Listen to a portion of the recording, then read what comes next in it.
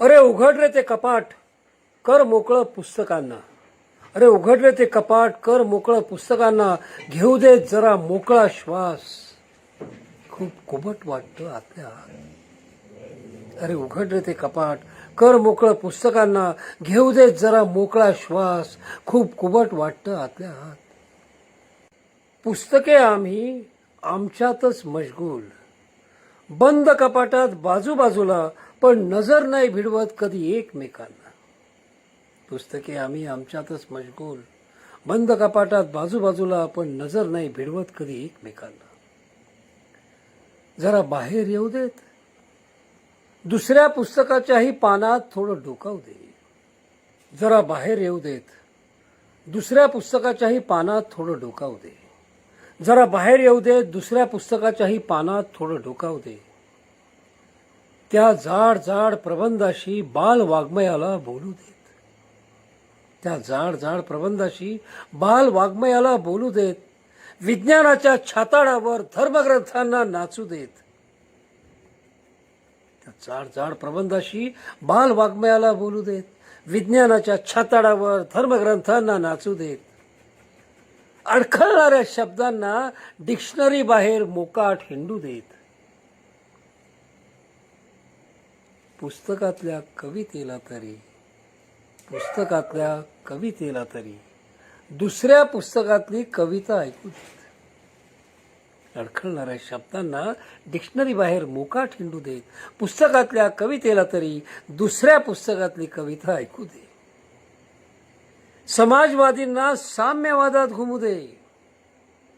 समाजवादींना साम्यवादात घुमू दे. डाव्या उजव्यांना नाटकात रमू दे. समाजवादींना साम्यवादात घुमू दे. डाव्या उजव्यांना नाटकात रमू दे. आकडे बंद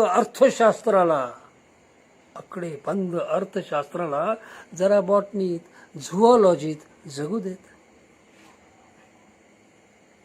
भूगोलाचे माप चावट कथांना लावू देत.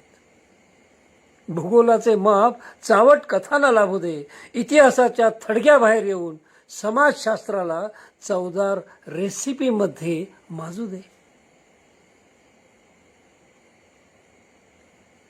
सगळी पानं फाडून फाडून पुस्तकांना पुस्तकात मिसळू दे. सगळी पानं फाडून फाडून पुस्तकांना पुस्तकात मिसळू दे. कितीही आणि कोणताही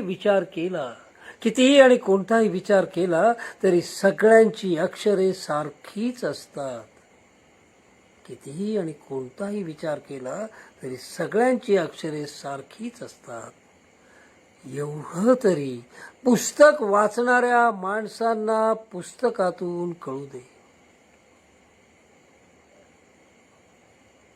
वाचलीच गेली